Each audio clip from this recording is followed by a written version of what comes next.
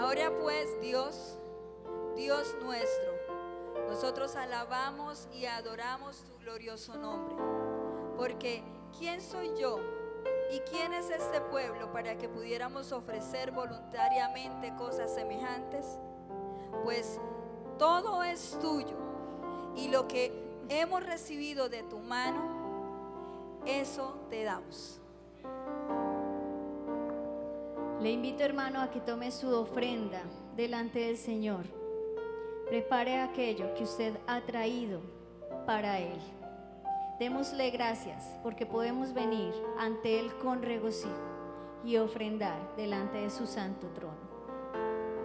Padre Santo, hoy estamos delante de ti, dándote infinitas gracias por todas las bendiciones que tú has derramado sobre cada uno de nosotros. Oh Dios,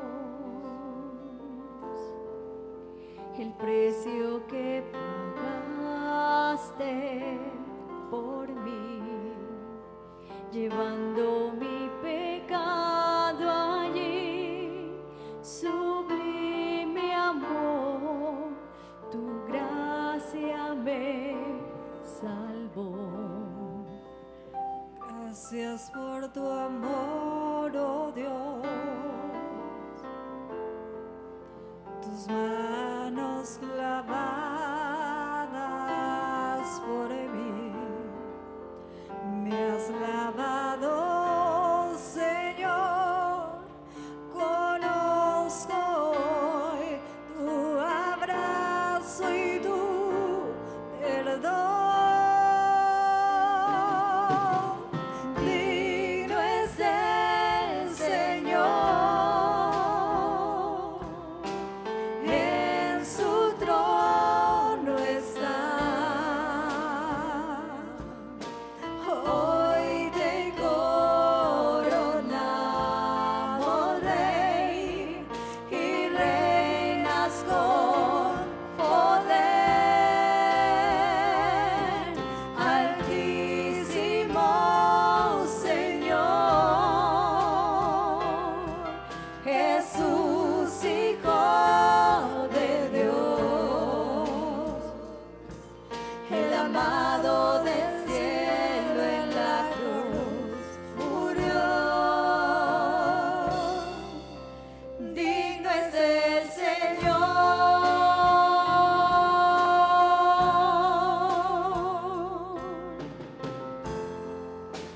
Gracias por la cruz, oh Dios, el precio que pagaste por mí, llevando mi pecado allí, sublime amor, tu gracia me salvó. Gracias por tu amor, oh Dios, tus manos clavadas por mí, me has lavado, Señor. Conozco hoy tu abrazo y tu perdón. Digno es el Señor,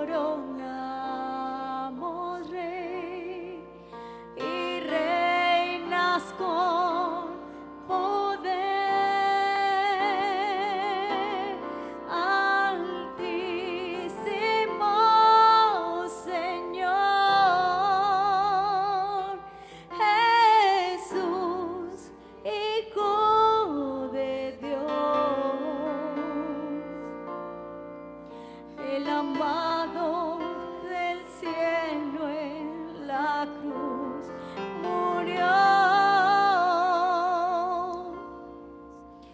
Digno es el Señor,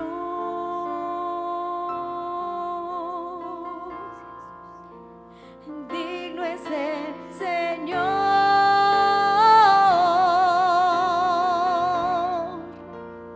digno es el Señor.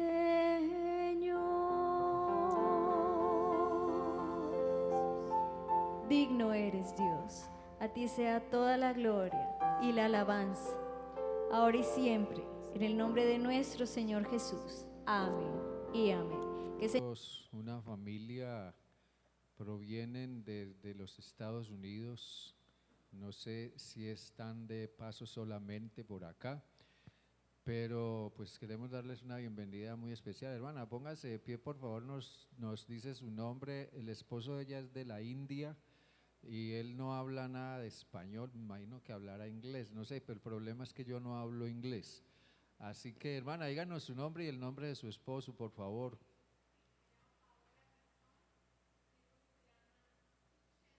Tuxen. Bueno, por allá medio entendí algo. Muy bien. Tuxen, bienvenido. Bienvenido, un gusto muy grande tenerles con nosotros. Dios les bendiga. Pueden tomar asiento. Bueno, hermanos, voy a pedirles por favor que después de este hermoso tiempo de alabanza vamos a meternos esta mañana en la palabra del Señor. Voy a pedirle que abran sus Biblias en la primera epístola del apóstol Pedro. Primera epístola del apóstol Pedro en el capítulo 1.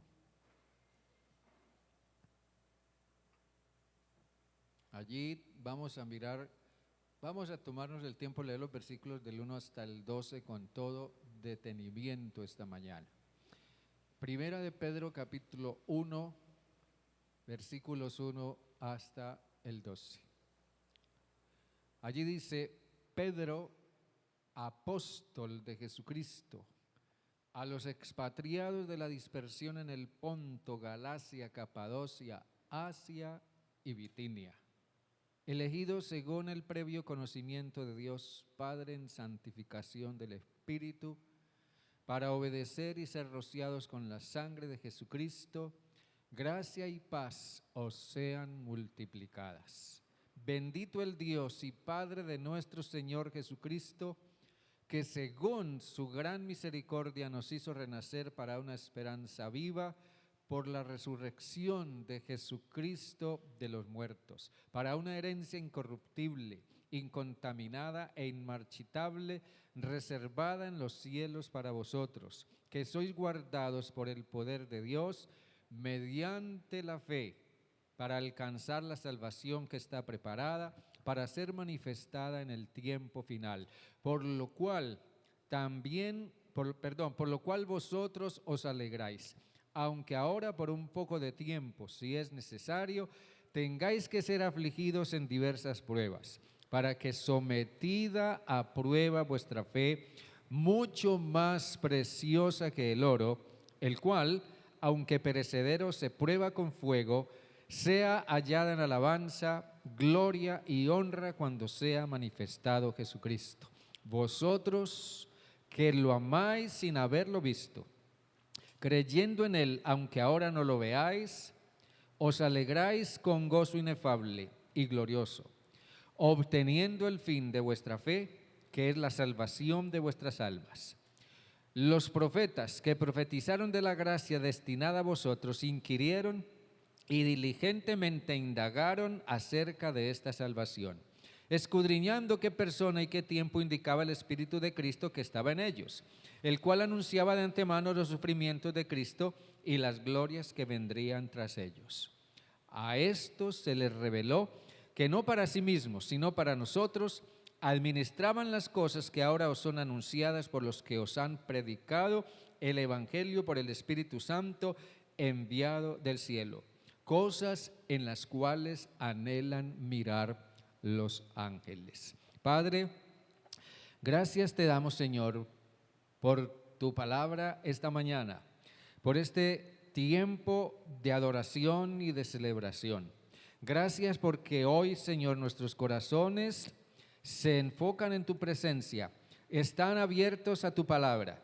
Gracias, Señor, porque creemos que tu palabra está con nosotros y tu presencia, Señor, es la que nos acompaña hoy. Para ti, Dios, sea toda la adoración y la gloria y la honra.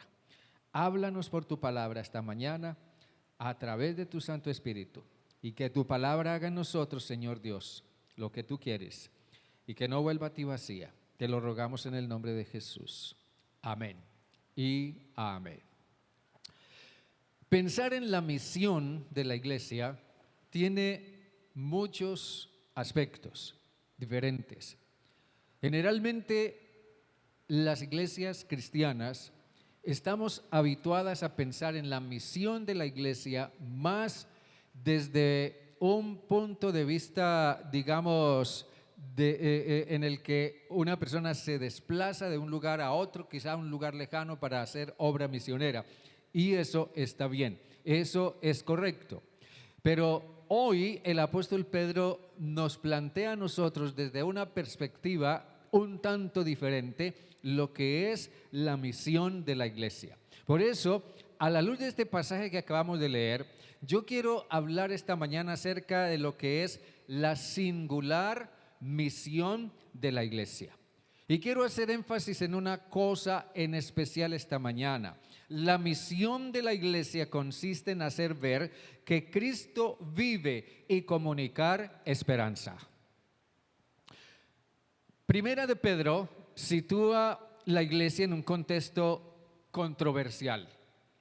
No siempre es fácil ver eso cuando uno lee una epístola como esta, a menos que tenga el suficiente sentido de observación para comenzar a mirar que detrás de lo que Pedro dice hay una situación bastante fuerte de controversia contra la iglesia.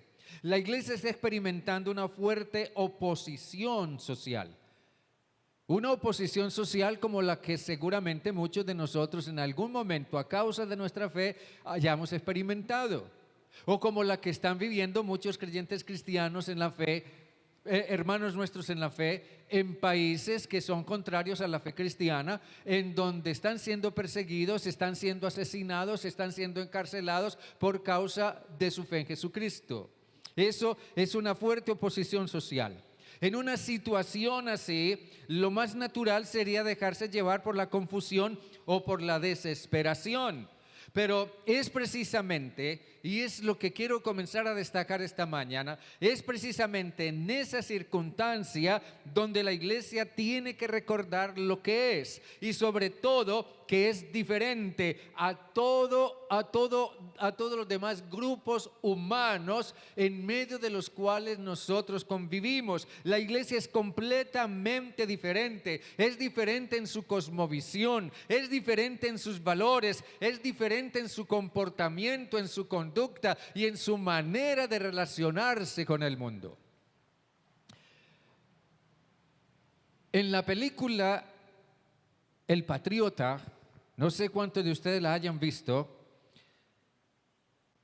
los colonos americanos que luchan por su independencia del dominio inglés están perdiendo una batalla crucial y comienzan a desbandarse y el ejército de los colonos comienza a retroceder, pero en un momento dado ellos retoman la lucha cuando ven ondear la bandera.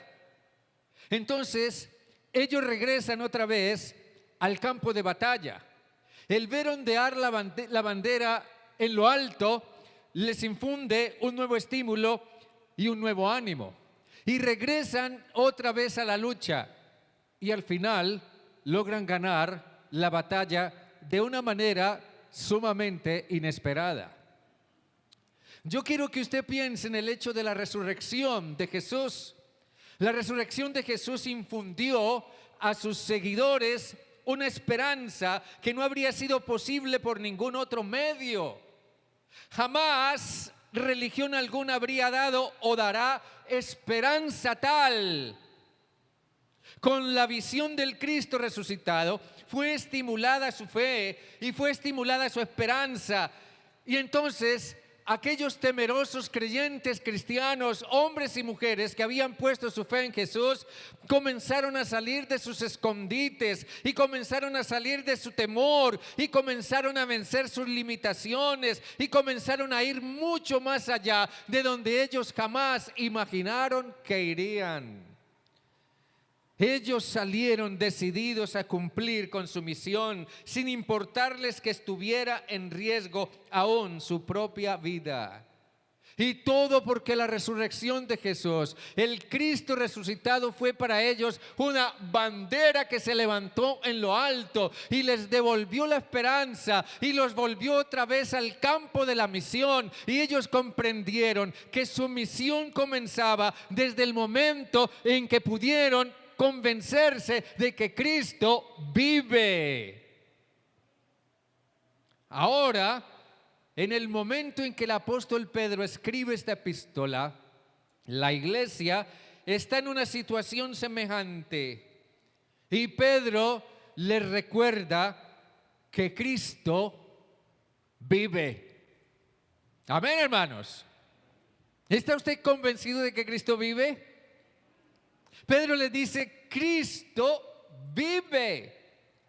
A una iglesia que está en alguna manera acosada por la oposición social y que se ha llenado de temor y se ha acallado y ha preferido tragarse su mensaje y sus palabras porque no sabe cómo hacer para cumplir con su misión. Pedro les dice, Cristo vive. Porque por su gran misericordia, dice, Dios, Padre de nuestro Señor Jesucristo, nos hizo renacer para una esperanza viva por la resurrección de Jesucristo de los muertos. Y esa realidad, dice Pedro, debe ser un estímulo para enfrentar la realidad que ahora se les presenta. La iglesia es estimulada con una esperanza viva. Una esperanza surgida de la resurrección de Jesucristo. El hecho de que Jesús resucitó marca la evidencia de que realmente hay vida que vence la muerte. Y ese es un tema grandioso. Pero eso es lo que Pedro y los demás vieron cuando vieron al Cristo resucitado, y eso encendió en ellos una esperanza inextinguible, y eso despertó en ellos una predicación apasionada, eso despertó en ellos el anhelo de ir y decir y tomar la decisión de ir y decir, Cristo vive, hay esperanza.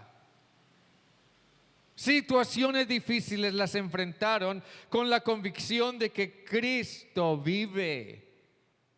Pedro le recuerda a la iglesia su misión y le hace ver que la misión de la iglesia parte del hecho de qué tan convencidos, qué tan seguros y qué tan real sea para nosotros el hecho de que Cristo vive.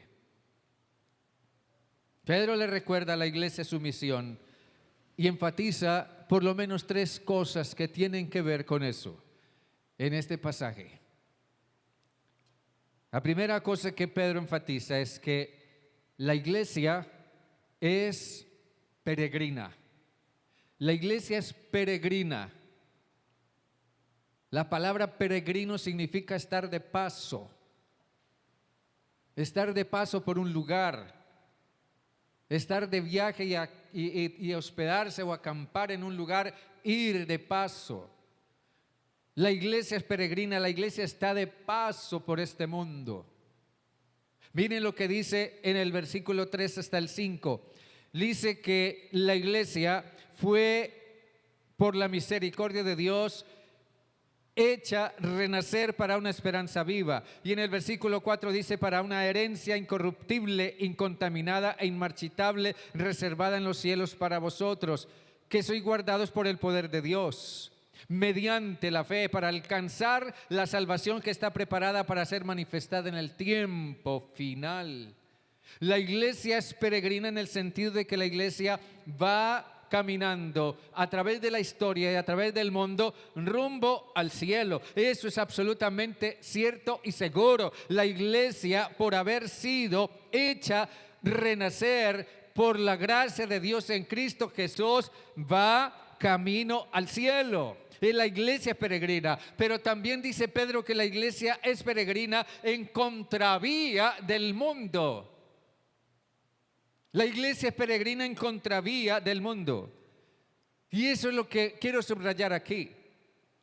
La iglesia es peregrina en el sentido de que mientras el mundo sigue entrando en la perversidad y el pecado, mientras el mundo continúa desbocándose de una manera insensata y apasionada hacia la perversidad y el pecado, la iglesia es una comunidad que va saliendo de la perversidad y el pecado. La iglesia es la comunidad que va por el mundo diciéndole al mundo: ¡hey! Ya nosotros anduvimos ese camino y nos dimos cuenta que es el camino equivocado. Ya nosotros vivimos esa vida y esa no es la vida que Dios quiere para nosotros. Ya nosotros hemos comprobado que la verdad no está allá donde ustedes la están buscando. La verdad está en otra parte. La verdad está en Dios. Estos versículos definen lo que la iglesia ha llegado a ser.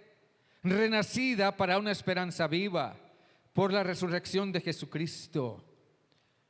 Pero es la comunidad que huyó de la corrupción que hay en el mundo. En el capítulo 2 de la segunda epístola de Pedro, en la segunda epístola de Pedro, en el capítulo 1, en el versículo 4, Pedro nos trae esa idea. Dice: por medio de las promesas que Dios nos ha dado, ¿verdad? Versículo 4, dice que por medio de esas promesas nosotros somos llamados a ser participantes de la naturaleza divina, habiendo huido de la corrupción que hay en el mundo a causa de las pasiones. La misión de la iglesia comienza desde el momento en que demuestra que es una comunidad renacida, que ha aceptado la oportunidad que Dios le dio de comenzar otra vez a partir de un sincero volverse a Dios, y que ha huido de la corrupción que hay en el mundo. Y yo creo que nosotros todos quizás sabemos lo que en algún momento de nuestra vida ha sido huir de la corrupción que hay en el mundo. Por tanto, la iglesia es esperanza para muchos que procuran salir. Quizás alguien nos observe, quizás alguien vea nuestro cambio, nuestra transformación, quizás alguien perciba nuestro arrepentimiento, quizás alguien vea que somos diferentes y diga: ¿qué pasó con esta persona? ¿Por qué ahora es así? Yo quisiera ser también así. Si esta persona salió del mundo, si salió del vicio, si salió de la corrupción, si salió de la inmoralidad, si salió de una vida perdida o engañada o de las tinieblas, sea lo que fuera, si esta persona salió de allá, yo también puedo salir. Hay esperanza de que yo pueda salir también. Nosotros vivimos en medio de un mundo que necesita esperanza. La gente necesita hoy recuperar la esperanza. Mucha gente necesita recuperar la esperanza, y ese recuperar la esperanza puede ser una de las más grandes y profundas necesidades de la gente en el día de hoy. Hoy mucha gente vive sin esperanza. Hoy mucha gente vive llenos de temor. Es impresionante, nunca había escuchado un dato como esos, como el que nos compartía la hermana Sandra al comienzo en la clase. Jamás imaginé eso. ¿Cómo es posible que haya países en donde se le aplica la eutanasia a muchachos de 12 o 13, 14 años simplemente porque han perdido la esperanza y no quieren vivir? Y el gobierno o el Estado, quien quiera que sea, la única esperanza que le puede dar es: entonces muérete. Pero esa no es la esperanza que nos da Dios. La esperanza que Dios nos da es: vive porque Cristo vive. Amén, hermanos. Vive porque Cristo vive. Mucha gente vive sin esperanza, mucha gente vive lleno de temor. A muchos de nosotros quizás hoy nos asombra o nos espanta el espectro de la guerra. ¿Qué va a pasar con esa guerra que se está suscitando entre Rusia y Ucrania? ¿Eso qué consecuencia va a traer o qué alcances va a traer? ¿Qué clase de gobierno vamos a tener mañana o pasado cuando los colombianos elijamos un nuevo presidente? ¿Qué va a ser de este país? Hermanos, en medio de todo eso, la iglesia es una señal de esperanza, porque tiene una esperanza viva y porque tiene un mensaje de esperanza. Pero saben, hermanos, lo paradójico de todo esto es que esa posición de la iglesia conlleva aflicción. Pedro dice aquí, volviendo a nuestro pasaje, Pedro dice: vamos para el cielo, vamos a recibir una herencia incorruptible, incontaminada e inmarchitable. Vamos para el cielo a consumar definitivamente nuestra salvación preparada para nosotros. Gloria a Dios. Pedro dice: en eso nos alegramos, dice el versículo 6. Pero de pronto nos echa un baldado de agua fría. Sí, nos alegramos porque vamos para el cielo. Pero mientras tanto, mientras peregrinamos en esta tierra, dice Pedro, tendremos, aunque por un poco de tiempo si es necesario, que ser afligidos en diversas pruebas. Y por ahí la cosa como que nos pone a pensar. ¿Con qué habría de enfrentarse la iglesia? Pedro habla de diversas pruebas diferentes, de una índole y de otra. Y eso significa, puede ser autoridades represivas. Eso puede significar también vecinos malintencionados que no gustan de los creyentes cristianos. Eso puede significar también gente hostil, abiertamente hostil, comunidades y colectivos hostiles al creyente cristiano y a la fe cristiana y a la iglesia. Eso puede significar también familiares reacios que no quieren tener a un miembro cristiano evangélico entre su familia. Eso puede significar también amenazas o desplazamientos. Saben, hermanos, pero la palabra estimulante de Pedro es que todo esto debe enfrentarse con la convicción de que Cristo vive. Saben, es extraño cuando alguien cambia para bien, cuando una persona se arrepiente y de verdad se vuelve a los caminos de Dios. Hay a quienes eso no les gusta para nada y se molestan porque alguien cambió. Cuando alguien manifiesta sus convicciones o manifiesta su fe, entonces hay quienes se molestan porque se habla de la fe o se manifiesta una creencia diferente. Cuando vivimos una vida fuera de lo común, que no todo el mundo vive, porque actuamos rectamente, actuamos con bondad, somos misericordiosos, sabemos perdonar, somos humildes, compartimos de lo que tenemos, entonces hay quienes se molestan por eso. Hay quienes se molestan y se sienten mal por lo que ven en nosotros. Pero saben, hermanos, aquí hay una paradoja muy grande que quiero que me comprenda esta mañana. Y es que es precisamente a partir de la molestia y de la incomodidad y de la hostilidad y de la falta de aceptación que otras personas muestran hacia nosotros y hacia nuestra fe y hacia el ministerio de la iglesia. Es a partir de ese malestar que otros sienten donde realmente comienza y debe manifestarse la verdadera misión de aquel hombre o mujer que ha puesto su fe en Cristo Jesús. Tenemos que comprender que el mundo responde negativamente o violentamente al ministerio de la iglesia y a la fe del creyente cristiano. Jesús lo dijo mucho tiempo atrás: en el mundo tendrán aflicción. Pero Él dijo también: tienen que confiar en mí porque yo he vencido al mundo. Y Jesús estaba diciendo o estaba planteando que lo único que puede vencer la hostilidad del mundo, la animadversión del mundo, la violencia del mundo, la falta de aceptación del mundo para con la iglesia es obrar en el Espíritu de Jesús.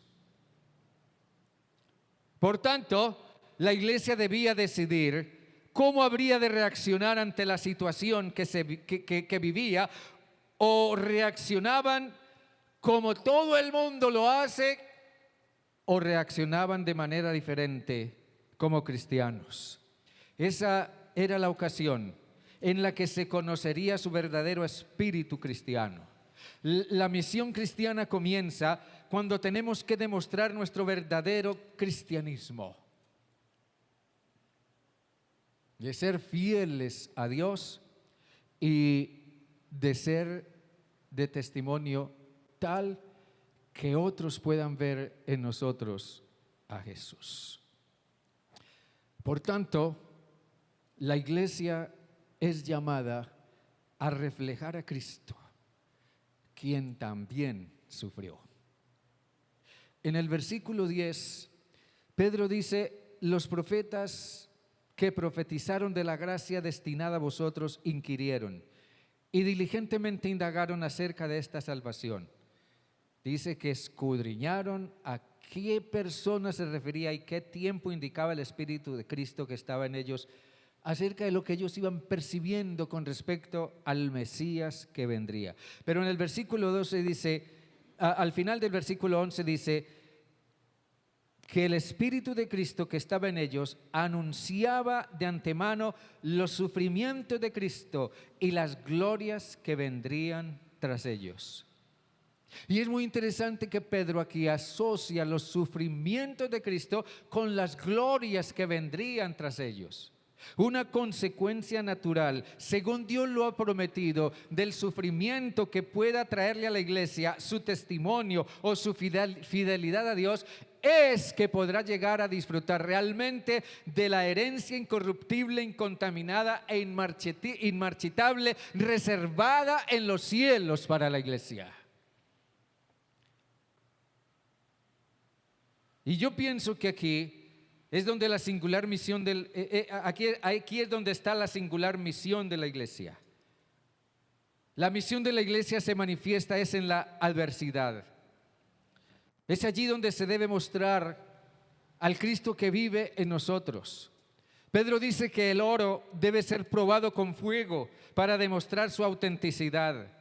La iglesia tiene la grandiosa misión de reflejar a Cristo en su vida, en su testimonio, en sus obras y en sus palabras. En el capítulo 2, ahí mismo de Primera de Pedro, en el versículo 9, hay un texto que nosotros conocemos muy bien que dice: pero vosotros sois linaje escogido, real sacerdocio, nación santa, pueblo adquirido por Dios. ¿Para qué?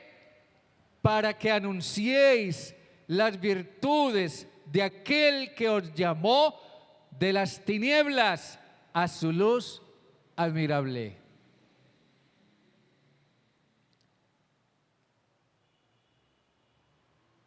La iglesia tiene esa misión.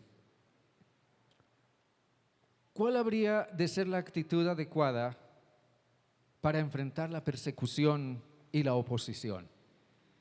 ¿Cuál habría de ser la actitud adecuada para enfrentar la hostilidad, los ataques verbales, las amenazas? ¿Cuál sería la actitud adecuada para enfrentar la indiferencia que muchas veces muestran otras personas en diferentes ámbitos hacia el creyente cristiano que vive conforme a la palabra de Dios? ¿Cuál sería la actitud adecuada para enfrentar la hostilidad y la burla? Aquí es donde la misión de la iglesia se hace más puntual. Cuando tenemos que enfrentar situaciones específicas de amenaza, de insultos, de afrentas personales, de desacuerdos, de ataques personales de una forma u otra. Observen ustedes, según lo que Pedro dice, estos creyentes estaban entre la espada y la pared y ellos tuvieron que enfrentar la tentación de responder de la misma forma que los trataban. También se vieron frente a la tentación de responder con violencia o con juego sucio. Pero la exhortación de Pedro es que respondan como cristianos, como personas que se parecen a Jesús, como personas que sienten como Jesús, como personas que harían lo que Jesús haría, como personas diferentes, para que el mundo vea esa diferencia. Pero surge otra pregunta: ¿por qué?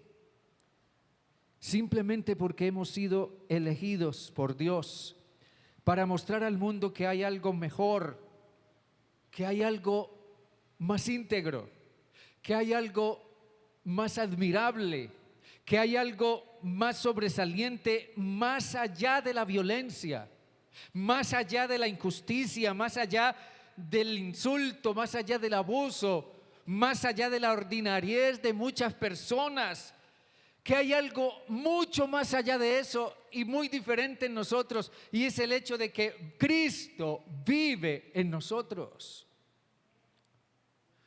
Hermano o hermana, si te enfrentas con situaciones difíciles, recuerda, Cristo vive en ti y el Cristo vivo está contigo.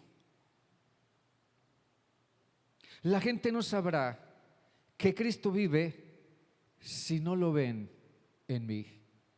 Alguien decía en alguna ocasión: al único Cristo que muchas personas podrán ver alguna vez en su vida está en mí, está en cada uno de nosotros. La misión de la iglesia es anunciar las virtudes de aquel que nos llamó. Ese es un gran reto. Si somos fieles, Dios nos recompensará y nosotros podremos llegar a tener la experiencia de influir de tal manera en la vida de otros que por el Cristo vivo que vean en nosotros pueda llegar también el momento en que ellos también se conviertan en peregrinos de la iglesia rumbo al cielo.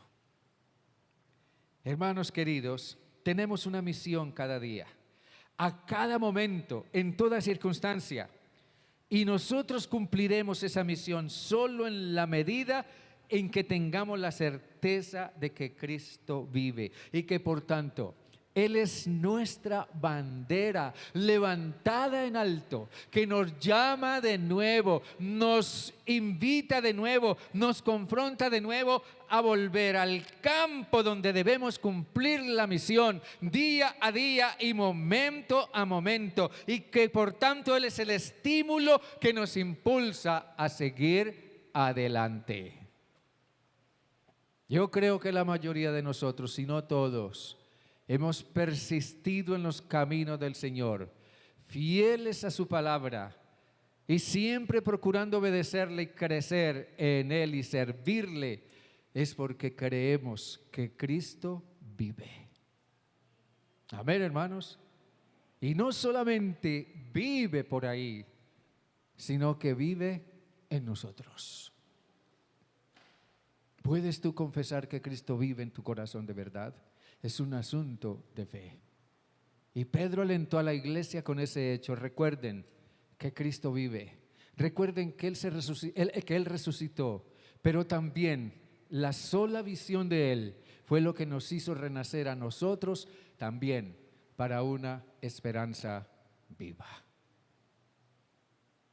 Tengamos siempre presente esa esperanza viva que es Cristo en nosotros. La fe cristiana no es una ilusión, no es un capricho, no es un mero cambio de religión o de esto o de lo otro, no. La fe cristiana está fundamentada en el hecho de que realmente Cristo vive y vive en nosotros. Estemos de pie, hermanos, por favor. Incline su rostro, por favor, y ore. Recuerde la letra del himno que cantamos al comienzo. ¿A quién le sirve usted? Si usted está ocupado en servir, si usted está ocupado en un ministerio, si usted está pensando en servir, ¿a quién sirve? ¿A quién le quiere servir? El himno decía, al Cristo vivo sirvo, y Él en el mundo está. Pero termina diciendo, Él vive, y yo lo sé que Él vive, porque vive en mi corazón. Incline su rostro y ore, por favor, y pídele al Señor que haga más real en usted esa convicción, esa certeza de que Cristo vive y de que vive en su corazón. Y si ese no es el caso, este es el momento para que usted le diga al Cristo vivo, al Cristo que se levantó de la tumba y que resucitó, dígale: Jesús, ven a mi vida, ven a mi corazón, vive en mí, yo te recibo como mi Salvador y Señor de mi vida. Dios, yo te alabo esta mañana y te doy gracias, Señor, por esta grandiosa verdad, esta realidad incomparable, esta realidad y esta esperanza que jamás podríamos encontrar en ninguna parte, ni en religión, ni en filosofía, ni en política, ni en los placeres, ni en las diversiones. En nada, Señor, podremos encontrar jamás tal esperanza y tal realidad como es la que nos da, la que nos imparte ese Cristo que se levantó de la tumba y que al hacerse real para nosotros hoy a través de su palabra nos infunde también de nuevo y nos estimula a vivir para Él, nos infunde de nuevo una esperanza y nos infunde valor y nos infunde una razón para seguir adelante o nos infunde una razón para vivir. Señor, lo que vemos en lo que Pedro le escribe a la iglesia en su tiempo es: hay una razón para vivir, hay una razón para servir, hay una razón incluso para morir, y es el hecho de que Cristo vive y nos ha dado a nosotros una esperanza viva. Señor, ayúdanos a servir y a continuar siendo fieles y a continuar cumpliendo la misión que nos has dado de comunicar esperanza por medio del Cristo que tú has hecho morar y vivir en nosotros. Si realmente Cristo vive en nosotros, oh Padre, nosotros seremos una iglesia que también hará ver a otros que Cristo vive y comunicaremos realmente una esperanza viva que muchos necesitan. Todos nosotros interactuamos día a día con diferentes personas, familiares, conocidos, compañeros de trabajo, amigos, en fin, convivimos o interactuamos con muchas personas, Señor, que quizás no te conocen o no tienen una esperanza. Señor, ayúdanos a hacer esperanza viva para esas personas y que ellos puedan ver en nosotros también a ese Cristo vive, a ese Cristo que comunica amor, que comunica fe, que comunica consuelo, que comunica posibilidad de que las cosas puedan ser diferentes y de comenzar una nueva forma de vivir, a ese Cristo que comunica salvación y perdón y que libra de culpa y que libra de condenación, que puedan ver en nosotros a ese Cristo. Señor Dios, ayúdanos a cumplir como iglesia y como hijos e hijas tuyos esta singular misión cada día y a cada momento de todo nuestro diario vivir. Padre, en tus manos están nuestras vidas. Úsalas para tu gloria. En el nombre de Jesús, el Cristo que vive, oramos. Amén y amén. Dios me le bendiga, hermanos.